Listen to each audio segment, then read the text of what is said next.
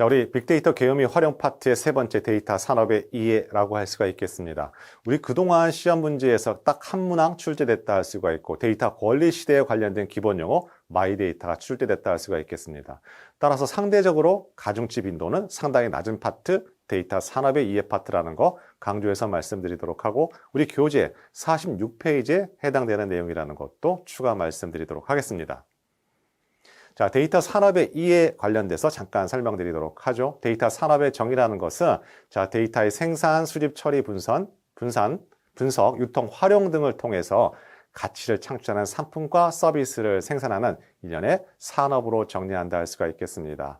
자, 일반적으로 데이터 생명 주기와 관련된 일련의 모든 과정들 다 포함한다 할 수가 있고 여기서 말하는 데이터의 생명 주기라는 것은 데이터 초기 생성이 되고 소멸이 되고 또 영구 보존되는 데이터들이 있겠죠. 자, 이와 같은 일련의 과정들을 다 포함하는 프로세스, 바로 데이터 산업이라고 할 수가 있겠습니다.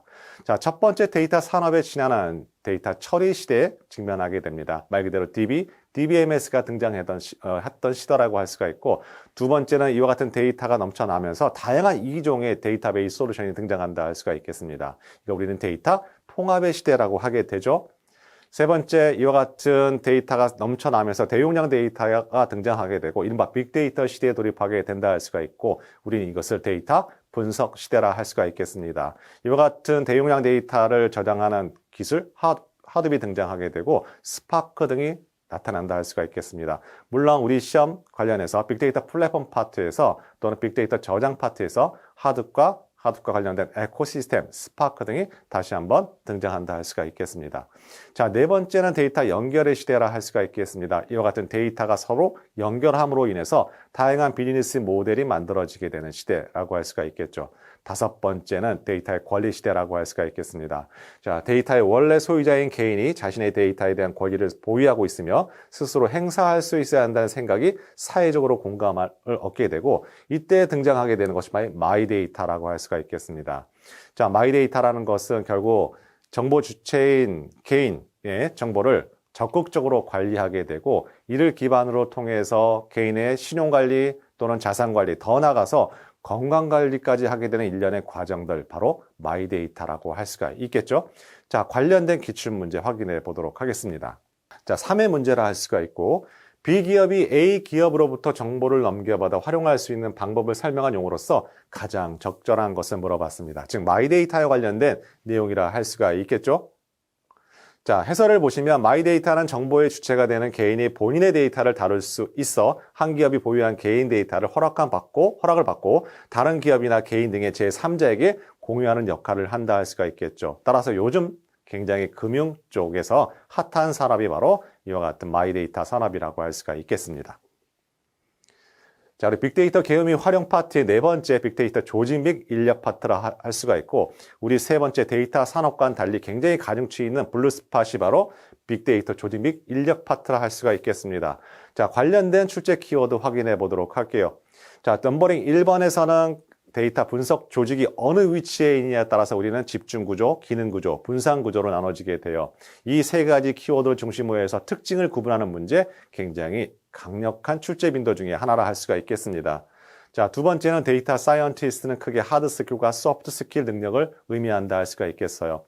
하드 스킬이라는 것은 IT나 또는 통계적 지식을 의미한다 할 수가 있고 여기서 말하는 소프트 스킬, 인문학적 소양을 의미한다 할 수가 있습니다. 바로 인문학적 소양을 구분하는 문제, 우리 시험 문제 출제 빈도가 높다 할 수가 있겠습니다.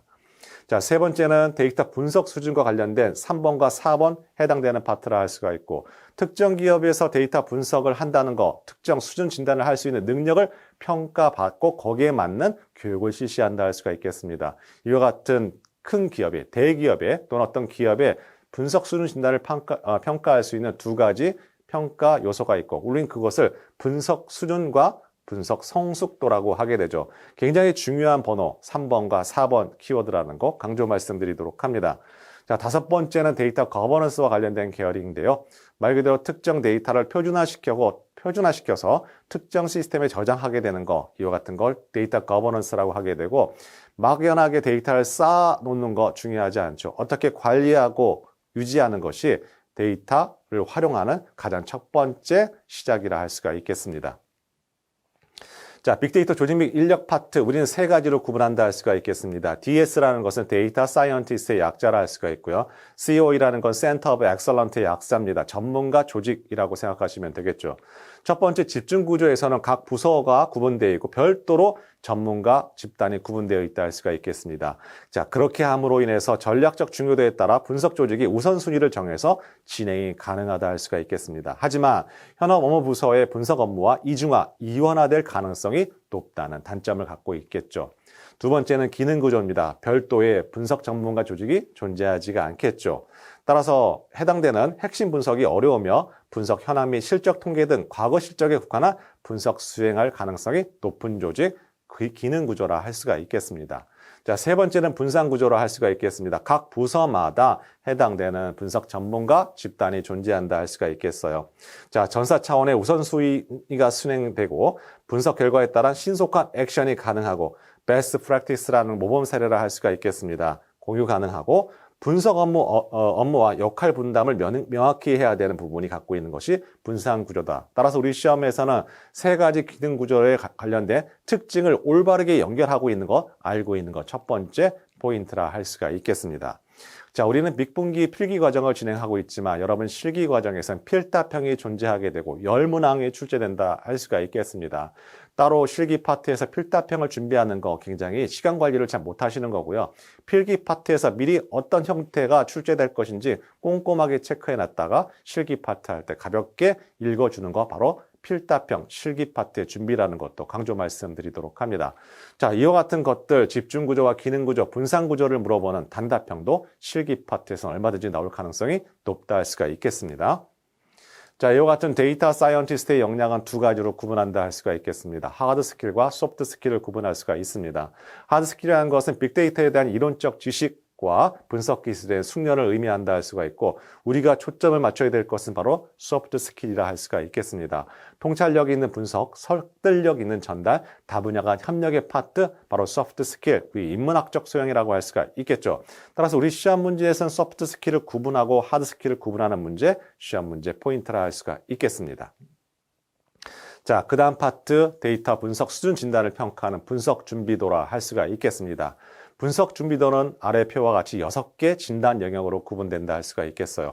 분석 업무 파악, 인력 및 조직, 분석 기법, 분석 데이터, 분석 문화와 IT 인프라 영역으로 구분된다 할 수가 있겠습니다. 말 그대로 분석 업무 파악은 어떤 분석 업무를 하고 있는지에 관련된 진단 평가 항목, 인력 및 조직은 해당되는 전문가 집단에 관련된 부분, 분석 기법은 어떤 분석 기법을 관련돼서 사용하고 있는지, 분석 데이터는 어떤 데이터를 갖고 있는지, 분석 문화는 기업 문화는 어떤 것인지, 마지막 IT 인프라는 IT 환경이 어떤 것이에 관련된 진단 영역으로 구분되어 있다 할 수가 있겠습니다. 해당되는 6개 진단 영역 구분하는 문제가 우리 시험 문제 출제 포인트고 예를 들자면 IT 인프라 영역에는 다음과 같이 6개 영역으로 구분된다 할 수가 있겠죠. 뭐 통계 분석 환경도 있고 비주얼 분석 환경도 있어요. 엉뚱한 분석 업무 파악을 집어넣어서 IT 인프라 진단 항목이 아닌 것은 문제, 출제 유형이라는 것들 여러분 꼭 기억하시기 바라고 굉장히 출제 빈도가 높다는 것도 강조해서 말씀을 드리도록 합니다. 자, 두 번째 해당되는 데이터 분석 수준 진단을 평가하는 항목, 분석 성수도 모델이라 할 수가 있겠습니다. 자, 이와 같은 분석 성수도 모델은 비즈니스 부분과 조직 역량 부분, IT 영역으로 구분해서 우리는 그것이 지금 도입인지 활용인지 확산인지 최적화인지를 구분하는 문제, 우리 시험 문제 대표적인 객관형 문제라고도 할 수가 있고 언제든지 해당되는 영역, 3개 영역을 물어보는 필답형 빅분기 실기 과정에 나와도 이상할 것이 없다는 것도 강조해서 말씀드리도록 합니다. 특히 확산과 최적화를 구분하는 거 출제 대표적인 유형이라고 할 수가 있다는 것도 강조해서 말씀드리도록 하고요. 참고사항으로 해당되는 최적화 단계의 분석 샌드박스라는 걸 좀 부연해 설명드리자면 우리 외부에 온 데이터를 바로 내부 시스템과 접속하게 되면 약간 문제가 생길 수도 있겠죠. 바이러스 문제가 생길 수도 있고요. 약간 오염된 데이터가 들어올 수도 있잖아요. 따라서 그와 같은 접속을 바로 하지 못하게 하고 안전한 환경을 만들어주고 거기서 확인한 다음에 바로 내부 시스템과 접속하는 거 바로 분석 샌드박스의 한 사례라고 할 수가 있겠습니다. 다음 세 번째는 분석 수준 진단 결과예요. 이와 같은 분석 준비도와 분석 성숙도를 통해서 우리는 기업을 평가할 수가 있습니다. 어떻게요? 네 단계로 평가할 수가 있게 되죠. 즉 높은 준비도와 높은 성숙도에 갖고 있는 기업을 우리는 확산형이라고 하게 되고, 반대의 경우 낮은 준비도와 낮은 성숙도에 있는 기업을 우리는 준비형이라고 하게 되죠. 여러분이 한 가지 더 기억하실 것은 해당되는 평가 항목이 뭐라고요? 아까 우리 준비도와 성숙도 할 때 데이터나 인력, 조직, 분석 업무, 분석 기법 등에 따라서 이렇게 구분된다 할 수가 있겠습니다. 따라서 우리 시험 문제에서 어떤 출제 경향을 갖고 있냐면 당연히 네 가지 고유명사라서 알고 있는 것이 첫 번째 포인트이자, 두 번째는 이와 같은 평가를 할 수 있는 항목들이 뭐라고요? 결국에는 데이터, 인력, 조직, 분석 기법이라 할 수가 있겠습니다. 이거 외에 다른 거를 하나 집어넣어서 해당되는 적절하지 않은 항목을 물어보는 문제, 두 번째 출제 경향을 갖고 있는 거, 바로 분석 수준 진단 결과라고 할 수가 있겠습니다. 자, 다음은 데이터 거버넌스의 체계 수립입니다. 데이터 거버넌스. 거버넌스라는 것은 규칙, 규범의 뜻을 갖고 있습니다. 거버먼트라는 것은 어원을 갖고 있고 그보다는 더 세밀한 기준을 갖고 있겠죠. 자, 데이터 거버넌스라는 것은 전사 차원의 모든 데이터에 대해서 정책 및 지침, 표준화, 운영 조직 및 책임 등의 표준화된 관리 체계를 수립을 하게 되고, 이와 같은 프레임워크 저장소를 구축하는 것을 말한다 할 수가 있고, 데이터 거버넌스의 정의라고 할 수가 있겠습니다. 이미 한번 출제된 용어라 할 수가 있고, 이와 같은 대상은, 즉 관리 대상은 마스터 데이터, 메타 데이터, 데이터 사전이라고 할 수가 있겠죠. 마스터 데이터라는 것은 하나의 기준 정보입니다. 모든 회사 내에서 한 가지 품목의 코드 번호는 동일하겠죠. 이와 같은 기준 정보, 마스터 데이터라 할 수가 있겠습니다. 두 번째, 메타데이터, 데이터를 설명해주는 데이터. 대용량 데이터에서 그 내용을 담고 있는 인덱싱을 하기 위해서는 당연히 메타데이터가 필요하겠죠. 두 번째, 데이터 사전이라는 것은 데이터베이스 안에 있는 정보 요약이라고 생각하시면 되겠습니다. 대표적인 데이터 거버넌스의 관리 대상이라고 할 수가 있겠습니다. 자, 이와 같은 데이터 거버넌스의 구성 요소 세 가지로 우리는 말씀드릴 수가 있습니다. 첫 번째, 원칙이죠. 데이터를 유지하기 위한 지침과 가이드를 의미한다 할 수가 있겠습니다. 자, 두 번째는 조직이에요. 데이터를 관리할 조직의 역할과 책임이라고 할 수가 있고, 우리는 대표적으로 데이터 관리자, 데이터 아키텍트 또는 데이터 엔지니어가 있다 할 수가 있겠습니다. 자, 우리 5회 시험에서 참 특이한 문제가 출제가 되었는데요. 데이터 아키텍트와 데이터 엔지니어의 차이점은 무엇인지 란 기출문제가 등장했다 할 수가 있겠습니다. 자, 데이터 아키텍트 말 그대로 설계자입니다. 해당되는 데이터 프레임워크나 데이터 프로세스를 비전을 제시하는 사람 또는 청사진을 제시하는 사람 바로 데이터 아키텍트라 하게 되고, 데이터 엔지니어는 이와 같은 청사진 또는 비전에 따라서 실제 물리적인 데이터 프레임워크를 구축하는 사람, 데이터 엔지니어라고 할 수가 있겠죠. 또 하나 세 번째는 프로세스입니다. 데이터 관리하기 위한 활동과 체제, 프로세스라고 할 수가 있겠죠. 따라서 우리 시험 문제에서는 데이터 거버넌스의 구성 요소가 인 것 아닌 거라고 대표적으로 예상되는 문제라 할 수가 있겠습니다. 자, 이와 같은 데이터 거버넌스의 체계 요소는 네 가지로 구성이 되어 있고 굉장히 블루스팟이 강한 부분이라 할 수가 있겠습니다. 자, 첫 번째 데이터 표준화와 데이터 관리 체계, 데이터 저장소 관리, 네 개는 표준화 활동으로 구성이 되어 있다 할 수가 있겠습니다.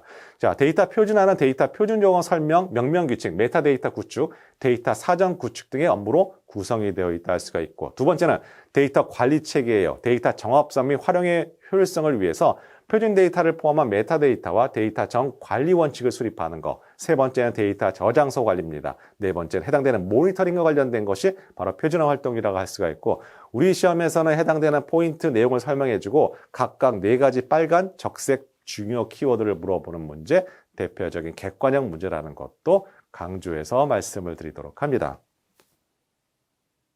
자, 우리 해당되는 기출문제 확인해 보도록 할게요. 2회 출제 문제라 할 수가 있습니다. 자, 전사 차원의 모든 데이터에 대해서 해당되는 표준화, 프레임워크, 저장소 구축을 뭐라고 합니까? 무엇이라고 합니까? 바로 데이터 거버넌스라고 할 수가 있겠죠. 자, 이와 같은 대표적인 기출문제를 갖고 있습니다.